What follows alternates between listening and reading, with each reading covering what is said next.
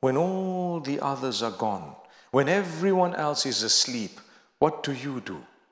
Some use that opportunity to engage in prohibited stuff, to engage in immoral behavior.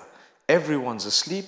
Here comes my phone, and what I do on it is immoral. May Allah protect us.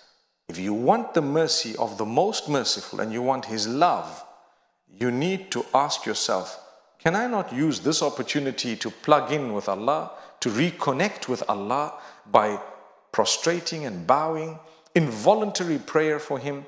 Allah says, وَالَّذِينَ يَبِيتُونَ لِرَبِّهِمْ سُجَّدًا وَقِيَامًا. They prostrate and they stand in prayer for the sake of Allah Almighty. So that is an amazing quality that we should always be thinking about. And then we pray to the Almighty if we want the mercy of Allah. Imagine when you call out to Allah saying, oh Allah, divert from us, protect us from the punishment of hellfire. It is very painful. It is the torment of hellfire. Protect us from it. When you say that constantly, do you really think the Almighty will not grant it to you?